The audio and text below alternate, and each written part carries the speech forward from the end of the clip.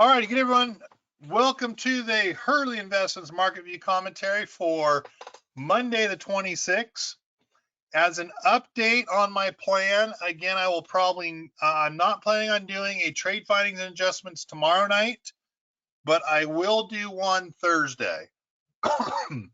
And Thursday, I'm going to ask for a redo on the one that I did last week. I pulled that off my website. I want to see if I can't do that better than what was represented by Hurley Investments. So I've spent quite a bit of time here recently gathering up as much information as I could. And I'm trying to do the best I can to catch up for literally being out of the market for 2 weeks. Some of what I found, I do the market recap. I get this from Y charts all the time. It's the weekly pulse. S&P last week slipped 0.1%. It's the first weekly decline in a month. And there's a surge of global cases of COVID happening throughout the world. In the US, we're really coming down. In Europe and India and Africa areas, it's really spiking worse than it's ever been before.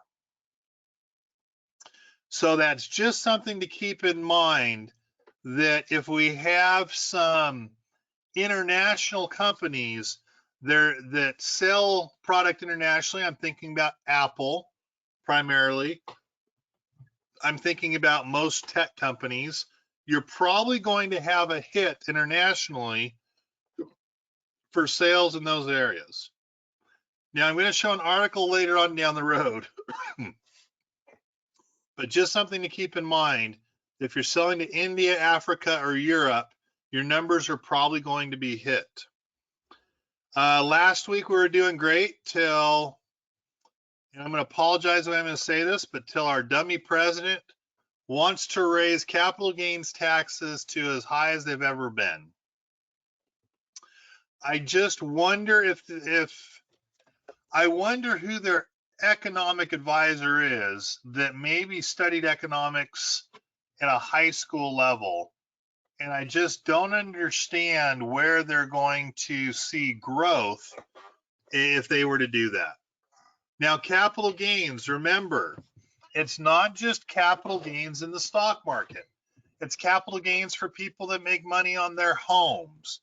If you've had $1 million rise in your home, you're going to throw away 39.4% of that, or $394,000 in long-term capital gains taxes.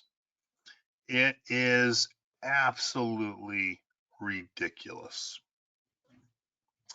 But that's what people voted for. So I guess that's the way we're going to go coming up. Meaning if you want to sell a house, you want to take lower capital gains, this is the year to do it. Now, there's a whole bunch of speculation there, so I shouldn't be too negative. Maybe it'll be for only 2.5 million, maybe 5 million. I heard the number was thrown around at 500,000. So we are going to run into a more complicated tax system. All right, still, many U.S. companies reported Q1 earnings above expectations. We had 67 last week. We have about a third. I think we're doing 160 S&P 500 earnings coming up this week. So this is going to be even a bigger S&P 500 week than last week. The problem is our earnings are going to be muted by a rate decision and the worry about what the Fed is going to say. Powell spoke a couple weeks ago, I want to say on 60 Minutes 2020. It was sometime on Sunday morning. I don't remember what the program was. That he absolutely would not raise rates this year, and that the consensus was 2 out of the 11 or 2 out of the 13 wanted to raise rates next year.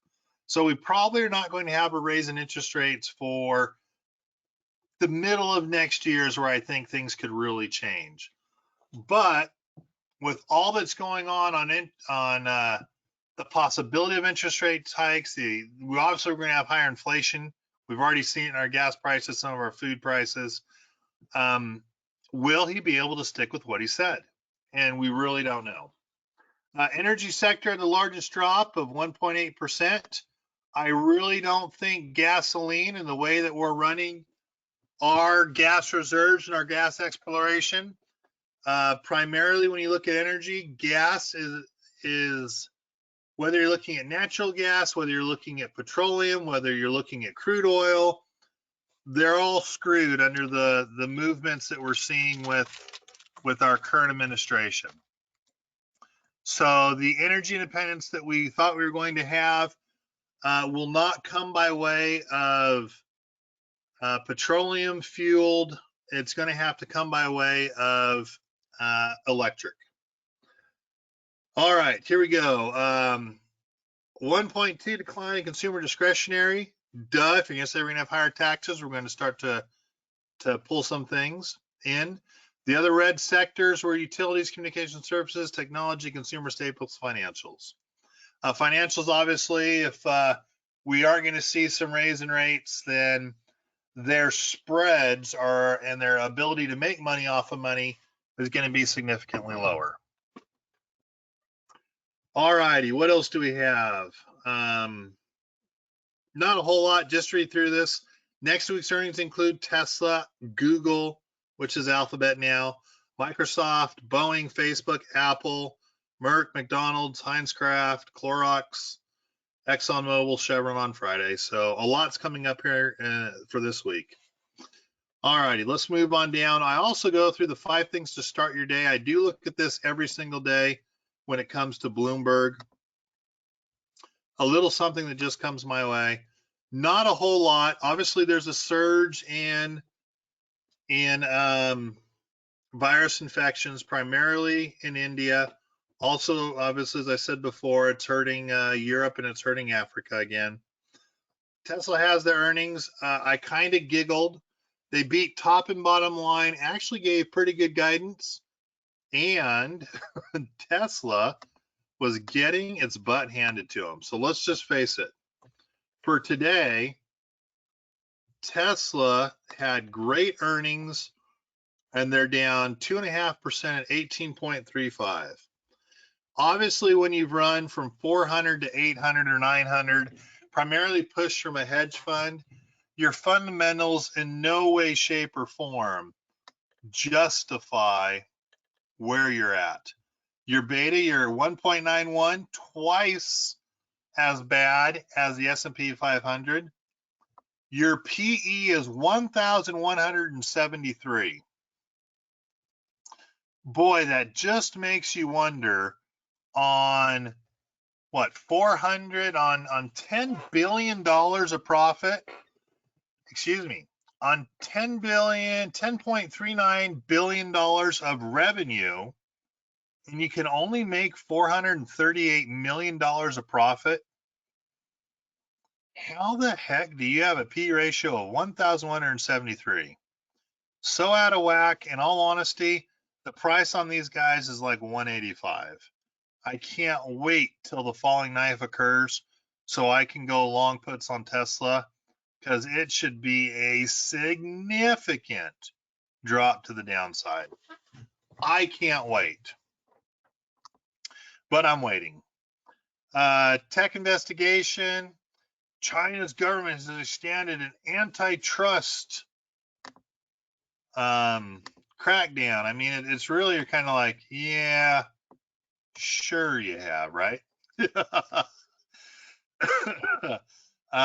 But who knows? I mean, they're doing what they're doing. Mixed markets, just as a heads up, I do take a look each night on how Japan's doing, how China's doing, how the Indian and European markets are. That's kind of what I do, but kind of mixed. Obviously, we're a little upside down. That's all due to economic reports, though. And durable goods, we got that. Something that they found interesting, which I also found interesting, is that most people now know that the government's budget is not like households. The dynamics of national debt and deficit aren't like a credit card bill. However, institutions formed by everyday life still haunt our conception of the broader economy. So plain and simple, yeah, Bloomberg here that's trying to make a justification why it's okay for the debt that we're in. The reality is at some point in time, you're going to have to pay that debt or you're going to file bankruptcy.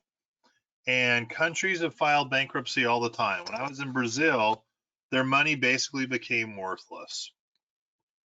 And they created a new style of I think they went from cruzeiros to cruzos, and it just I don't know, it was weird. In fact, you know what you were doing? Since they didn't have the money to print their new stuff, you used the old denominations and you would literally draw a line with a pen through the last 3 zeros. And then that justified what it was worth. It was pretty interesting is all I'm going to say, as they are taking out old money out of the system and putting new money in. Also interesting on lumber, a little article on lumber here, which directly affects those who are looking at home builders. Our core holdings are still coming up. We have quite a few this week, but I'm going to go through those later. Because some of our core holdings are reporting, I'm going to say our markets are going to go higher. Right now, we have a Dow Jones, which was pretty flat. My hope, and I know you shouldn't trade on hope, but it looks like it's building a base, and it's building a base on an R1 resistance level. It looks good. It looks like we're going to get some run up on some of these bigger earnings that are coming up that will help us overall. S&P 500 came off. It's no longer overbought. It also seems to be doing the same. And if we look at the NASDAQ, plenty of space to the upside. And it already looks like it's made its bounce on an R1 resistance level that it's broken above. If I was to ask you guys, and let me go ahead and stick this out there, I've got a poll for you. I'm going to launch it. Right now, the S&P is pretty close to 4070. It's actually at 4187 right now, excuse me. It started the month off at 4070. So the question is, where is our market going to end in May? You guys go ahead and give me a vote. Let me know where our markets are going to end in May. And let's see if we can't come up with an idea of where we're going to be and why.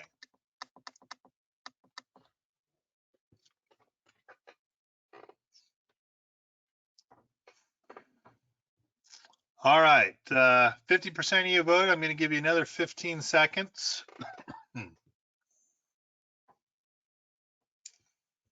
And let's find out where you think it's going to be. Comment just came in. Why money has no place to go but the stock markets. But some people are smart enough to learn, I hope, that if it's all going to get pissed away in taxes, it's not worth putting into the stock markets. All right, 5 more seconds. 5, 4, 3, 2, 1. All righty, I'm going to show you guys where you guys voted. If you were to ask me, I would also go up to the high side. I'm probably, in all honesty, I'm going to be at that 4250. And I'm counting on 4250 based on General Electric, Starbucks, Microsoft, Visa, Boeing, Apple, Facebook, Ford. I think we're going to have enough of the bellwethers that it will push us higher. So if we're going to go higher in that regard, my expectation is I'm going to trade accordingly, right?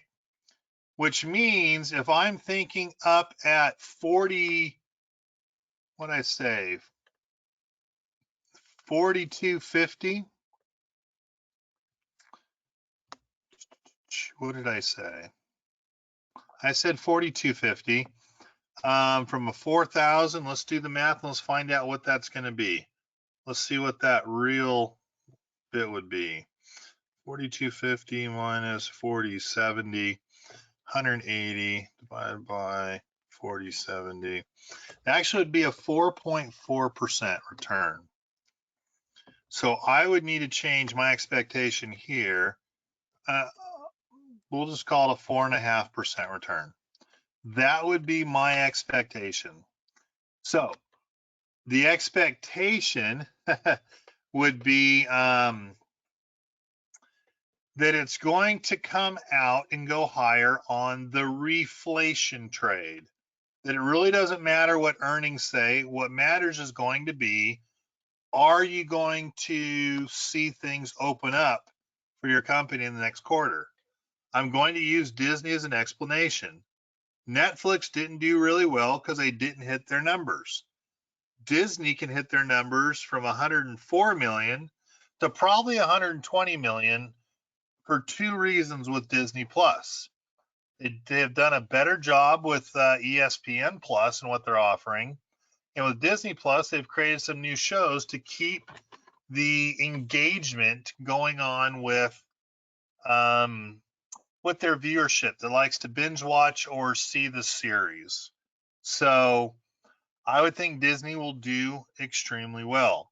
When you look at earnings this week, there's a ton. Tesla, 3M on Tuesday, UPS, British Petroleum, Crocs, Hasbro, JetBlue. I mean, they're just all over the place. For us, we're going to pay most attention to Starbucks and Visa and General Electric on Tuesday. On Wednesday, Apple, Facebook, Ford, Boeing. On Thursday, we're going to pay attention to MasterCard, NEM, which is what, Nuance. Amazon, we want to pay attention to see how it goes. Friday, really Chevron, ExxonMobil, we want to see if they're going to have any push higher. It'll be an interesting earnings, though, for this week. The problem with this week is tomorrow, consumer confidence will probably be down, while Case-Shiller's probably up. And I think we're going to go on about a day and a half FOMC rate decision, which they're not going to do anything, but we want to see the terminology. I think we're going to go where the market's going to be stagnant, where you're going to see the market not really moving because of what they want to hear from the FOMC. And that will make a difference. That'll make a difference because it'll be because we lost the confidence of our bull market. Our bull market confidence was taken away, saying that if you make money in the bull market, you're going to give up 40%, if not 45% when you include state taxes. You're going to give away 45% of your gains, which leaves you with only 55%. Our confidence in our growth in the value of our homes, our 401ks, our personal trading just got shot in the foot. It'll be very interesting to see what the FOMC rate decision says. Thursday, GDP numbers should be good, so we should get a bounce back if we get some losses tomorrow and Wednesday.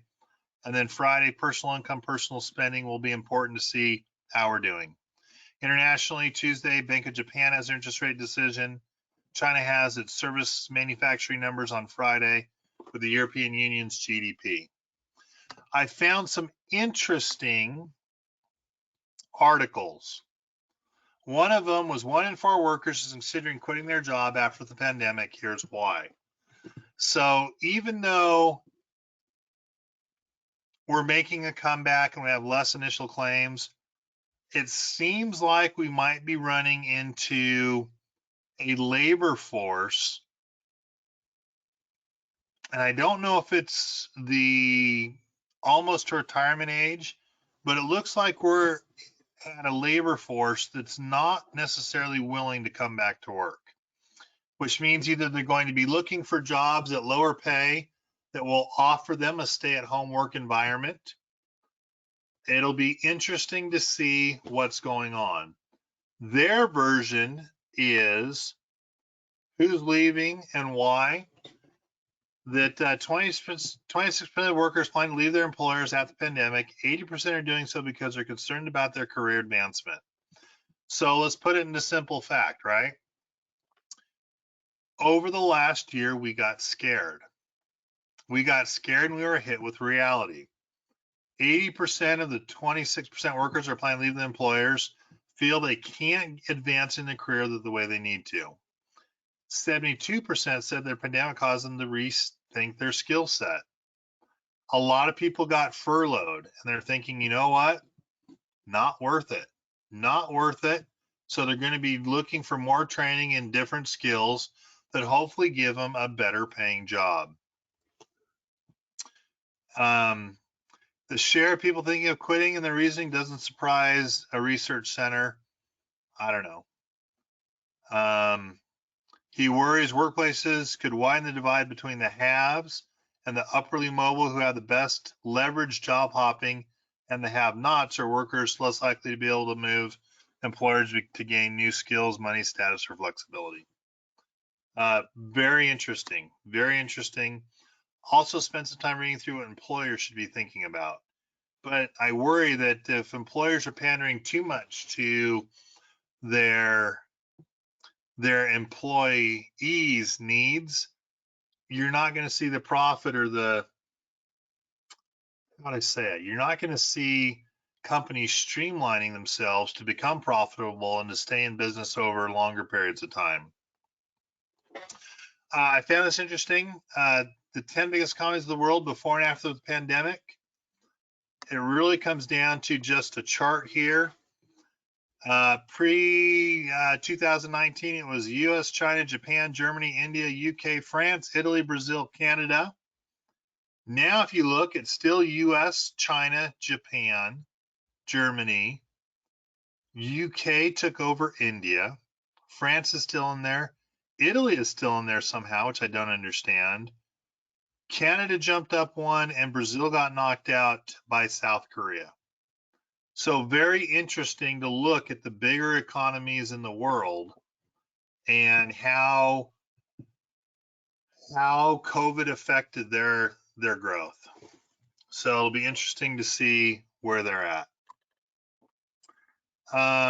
Apple's AirTag relies on a feature no computer can match, 1 billion iPhones.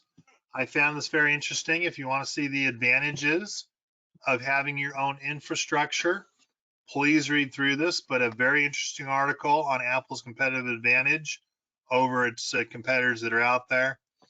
And Bitcoin slides below 50,000 with a 260 billion wiped off the crypto market. Watch it fall down to 20,000 or 15,000 again. And all those people that wrote it up are just going to get their butts handed to them. They believe it could pull back to the 20 or 30,000 range in a very short period of time. I'm studying crypto and I'm studying a lot of this growth, and I'll be honest with you that I don't see it. I don't see it. It's really not beneficial for the everyday American.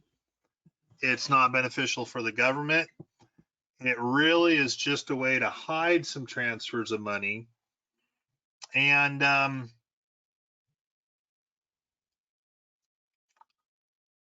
I don't understand how it takes over currency at this point in time. I just don't see it. With that said, its growth has been phenomenal. How its use has been phenomenal. It's just, we're not there yet. We're just not there yet, period. So it'll be interesting to see what Bitcoin slides back or pulls back to.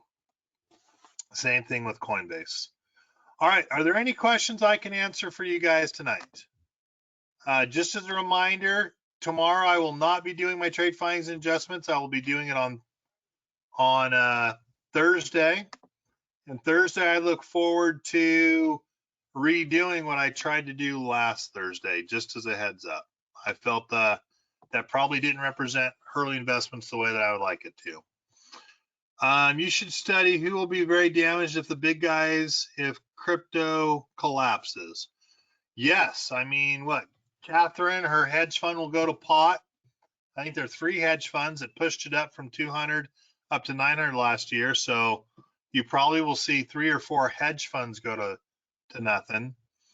With that said, I think some of the smaller businesses who are taking the cryptocurrency also found out that a week later it's not worth what it used to be.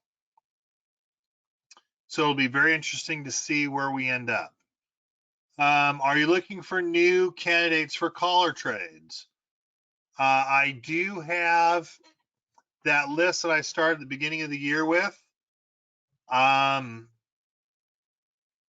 I haven't seen the advantage to entering them just yet. And I'm close for some of the Carnival cruise lines, Royal Caribbean cruise lines. Disney will be part of that. But I have not added new candidates for callers just yet. I was a bit late. Any thoughts on Baidu? As I look at Baidu, their numbers, as I look at China and its numbers, Baidu should have a kick butt quarter. Baidu right now is lumped in, and it would not surprise me to see them have such a good quarter that they'll run back up to the 300 range. I'm not saying they're going to get to 350, but yes, I think Baidu will need to post great earnings, which they seem to be on pace to do. And then also they will need to state, hey, no fines and everything's looking good, and they'll be good to go, or even announce a pretty easily fine that maybe they're going to get from China regulation and move on. I mean, it worked for Alibaba, right? Oh, 2 billion yen, which was 600 million, which is 1 day's worth of profits for them, right? Go China, go! Find yourself, act like you give a crap, and then let's move forward. They obviously don't, so it's kind of ridiculous to think China's looking into that stuff in the first place. Is GE a profitable company? If yes, what's different this time? So GE has been streamlined, and what's different for GE this time is that GE has the ability for Boeing and for engines to make more plane engines, and off they go. Pretty interesting, because I was just looking at this today. I almost put it in here and I didn't, but I probably should have, right? General Electric Q1 2021 earnings preview.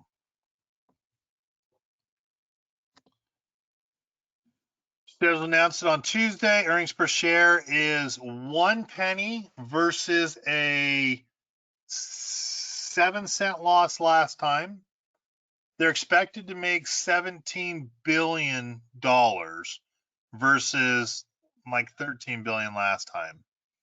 Now let's expect free cash flows a negative 842, operating income of 771. Over the last 2 years, GE has beat the estimate 60% of the time, has beaten revenue 75% of the time. Over the last 3 months, it's been downgraded, which is interesting because the way that I'm looking at it, their numbers should be pretty easy to beat this time around.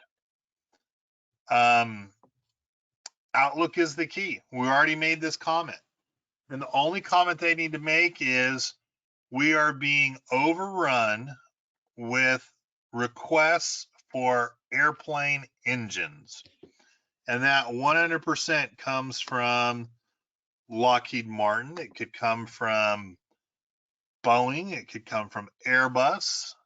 There's a lot of opportunity here, but it really comes down to we're receiving a rush of requests for airplane engines. Off we go. And these guys, again, I'm in a spread. I think they can get as high as 17 this year. Kevin, how the heck could you say that? How could you say GE could get to $17? They haven't done that in 2 years, right? Well, we hit 1441. And if you want to go back just a little bit more, taking out 2019, right? Let me go back just a little bit more. Let's get out of pre-COVID and what have you.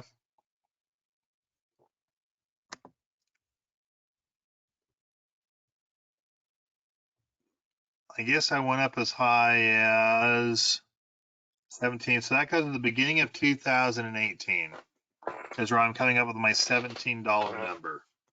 More importantly, it comes down to fundamentals.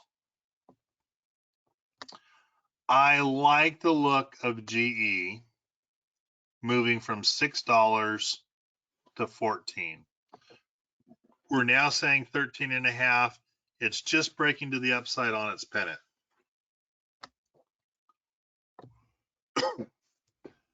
Earnings this year, 100% more. Well, duh. It's going to do better because it's going to be able to sell more. We're not in a COVID environment. It can manufacture more. It can produce more. Off we go. Look in March how Morgan Stanley said, hey, $13 to $17. Boom. Someone's been listening to Hurley Investments from Morgan Stanley. I'm just playing with the numbers. And anytime you see a company still maintain its margins, still maintain its return on assets, return on equity, return on investment, it has an opportunity to have a breakout year. Problem, it's leveraged itself with more debt. Will more sales overcome that? I hope so. It should. Its market cap has been shrunk down.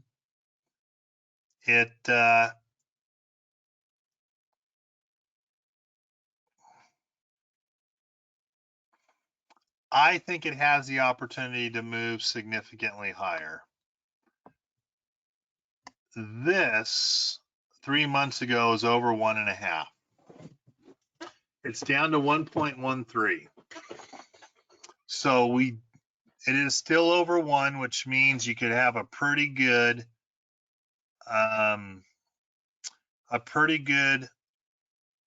short covering rally, but it doesn't look as good as it was last time. So that's what I'm judging my ideas on. That's what I'm judging my numbers on. Really, its forward PE is higher than its current PE. And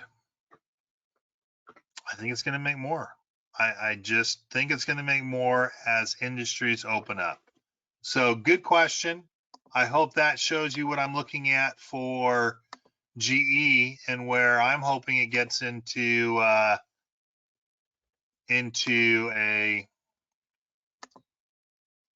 better opportunity. GE doing a reverse split, I heard. I have not heard that yet. If that came in the last 2 weeks, then I have missed it.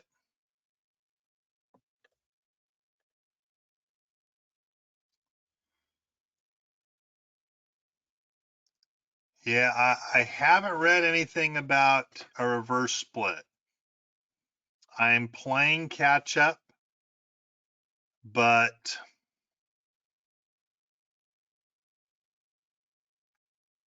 that would be interesting. Question. Yes, if it went through a reverse stock split, I would definitely be getting out and it would be an issue. So yes, reverse stock splits are always a problem with stock ownership and the profitability of a company. Let's see here. How do you interpret short float and when do you see it as critical?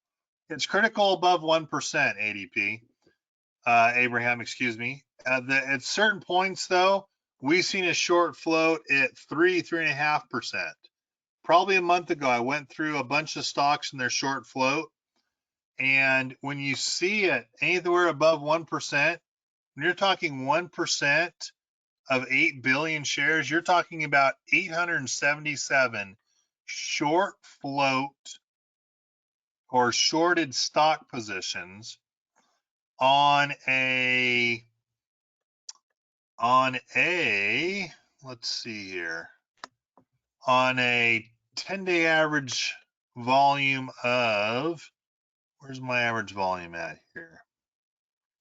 Average volume of 80.49 million, which means basically you've got 11 full days of short shares, or 877 million shares that have to be covered. Imagine if that was, 3%. Man, that's just a huge number to wrap your head around, that someone might have 250 million shares to get covered. It's a large number to be going after. And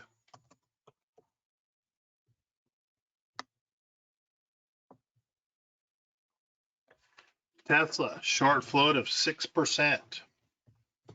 Well, Kevin, you could have a huge outstanding rally here. Yeah.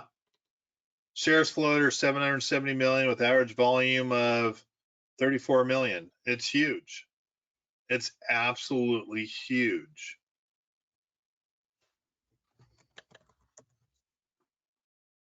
Apple. There's a 0.6% short float. Different. Disney.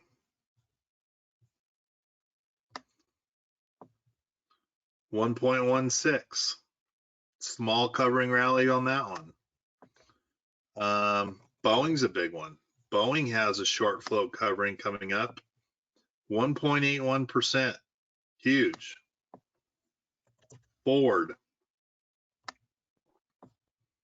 1.18. There's a short float rally. 2.15%. Short rally coming up for Ford. Then we go take it to something like Clorox, right?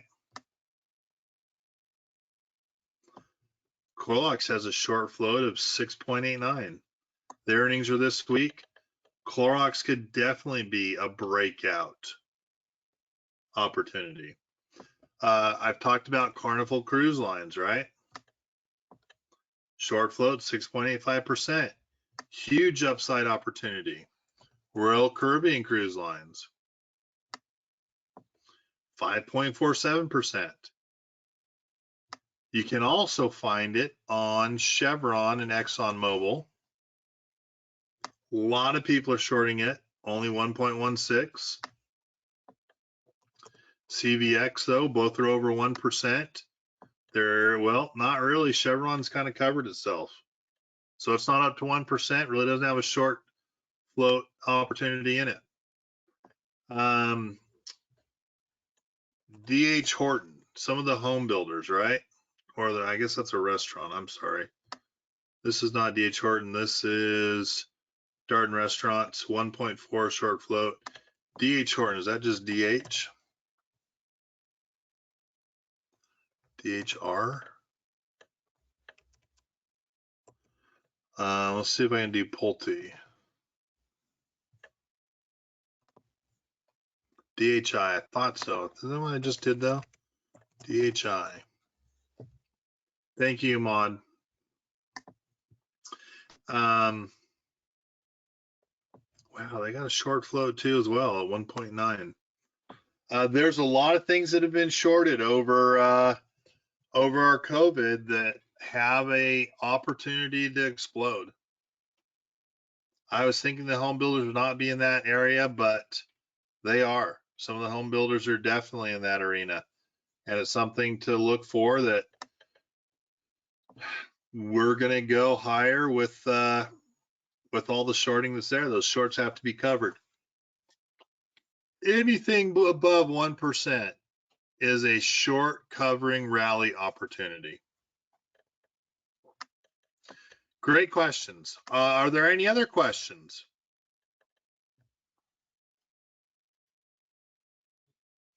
Thank you, Abraham. Glad that was a good explanation. All right, guys, I'm going to go eat dinner. Appreciate you guys being here. Again, expect an email tomorrow that will cancel tomorrow evening's trade findings and adjustments. And I will move to Thursdays to redo what I tried to do last Thursday that I felt didn't properly represent Hurley Investments. So I'm going to give it one more go, more on an education level than a little bit of frustration level. Earnings. We have General Electric, Google, Microsoft, Starbucks, Visa tomorrow, Boeing, Carnival Cruise Lines, Apple, Facebook, Ford on Wednesday. Thursday, MasterCard, Newmont, Royal Caribbean Cruise Lines, Amazon, Clorox, Caterpillar is also on Thursday. Chevron, Clorox, ExxonMobil, I believe, are on Friday. So let's see how stocks move. Not going to do a whole bunch before the FOMC rate decision on Wednesday, so don't be surprised to see a flat to down market tomorrow, a down market on Wednesday until we have no rate hikes, and watch them put the language in there again. We'll have low interest rates for an extended period of time. Appreciate you all being with me tonight. Thank you very much. I'm going to call it a night, and I will look forward to talking to you Thursday morning. Bye-bye.